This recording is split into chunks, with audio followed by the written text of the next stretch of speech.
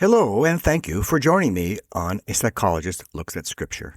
I'm Peter Doherty, a Catholic priest and a psychologist, and I'm delighted you can join me today. In this podcast, I draw from my background in psychology and scripture studies to provide fresh insights into the Gospels. The Gospels consistently invite us to deepen our faith, find new wisdom, and grow spiritually. There's always something more to discover.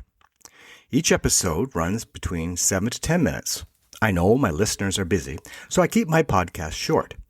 If you have time and are interested, please check out the earlier episodes listed on the podcast website and on YouTube. Please let me know if you have any questions or comments. They truly matter. They help this podcast grow and flourish. I have a brief announcement and invitation. Next month, on October the 10th, I want to acknowledge that this podcast will be 2 years old. Anniversaries are a time of reflection and looking forward, and looking back too. So I'm inviting all my listeners to write a comment in the comment section saying where you're from and what you like about the podcast or what you would like to see more of. I've learned the difference between writing a podcast or writing a homily or sermon is that the homily or sermon, I can see the congregation. I can tell by their facial expressions whether they understand my point or not, and I can adjust my homily on the spot. This is not true for podcasts. Unless you give me direct feedback, I have little opportunity to know how effective the podcasts are. So please leave a comment. Today we are focusing on the Gospel according to Luke, chapter 16, verse 1 to 13. This Gospel will be read in churches on September the 21st, 2025. Today's Gospel focuses on a parable where Jesus talks about a dishonest steward. The steward is about to be fired for mismanagement. But by acting proactively, he is able to reduce the impact of his soon-to-be unemployment. The dishonest steward is being praised for taking the initiative. To clarify, remember, for example, that money lending functioned differently than today. When someone borrowed money, let's say, for example, $100, the loan actually might be for $150. $25 was added for interest, and perhaps another $25 went to the steward as his commission. The steward in this case gave up his commission in favor of the one paying their debt. The master benefited by getting the loan back with interest, and the one who owed the money got a break. Likely, Jesus used this example of a dishonest steward because the people at that time would have been familiar with the system and with the moneylenders in particular. This is not unusual with Jesus, who consistently turns the tables, if you will. The point of this parable is not simply about dishonesty. It's about taking initiative, being aware of one's environment, and being consistent. Our behavior reflects who we are. Now, before you think that I've suddenly become a behaviorist, I do believe that behaviors reflect our thoughts and values. When we are not living our values, the disconnect leaves us susceptible to anxiety. In our effort to reduce this anxiety, we tend to justify or blame someone or something for our poor choices. Psychologists refer to this as cognitive dissonance. Let me give you an example.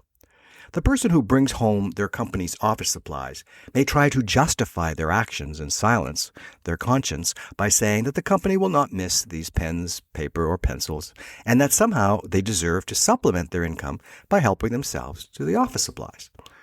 They may even claim it's no big deal. Well, it probably isn't a big deal. It's not like they're embezzling the company. However, it's still stealing.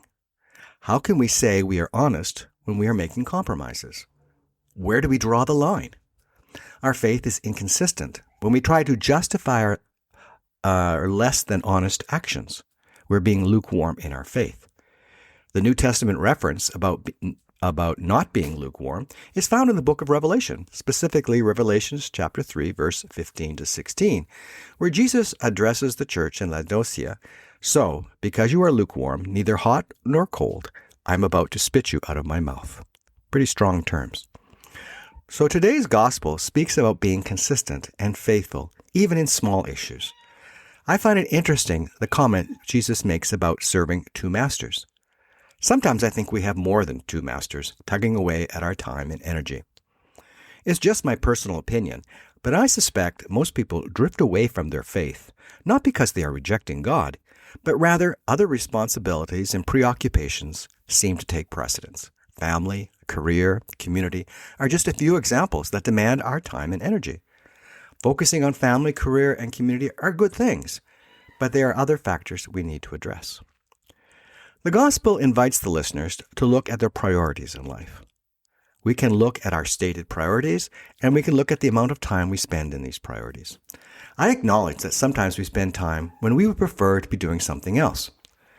A great example of this is our parents of young children who spend a lot of time with family responsibilities, and they might want to do something else. It might be difficult to find the time to keep up with the practice of their faith. I've often noticed young couples with young children who are distracting, not only their parents, but other parishioners as well, to say the least. Yet, I see them being faithful, even when I suspect they're not getting much out of the service.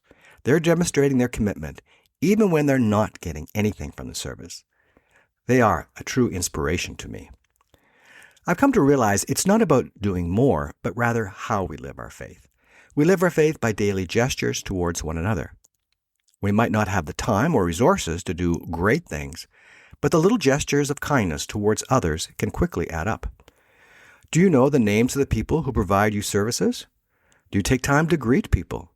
Do we make the effort to try to understand someone rather than jumping to conclusions? Several years ago, I tried an experiment on the university I was working at. He usually had the custom of always greeting me by saying, "How are you doing?" And I would answer, "Fine." And he would say, "Great," and walk away. One morning, I thought I would try something different. So when he asked how I was doing, I said, "I'm having a terrible day." He responded, "Great," and walked away. He was an automatic pilot. He wasn't listening. So try this experiment. Ask someone who knows you well to list the top 5 qualities you have. Are you surprised at what qualities they noticed, or just as surprised at what qualities are missing?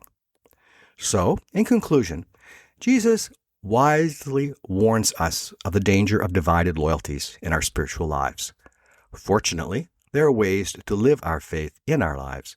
It's not about doing more, it's about how you do it. Thank you for being here today.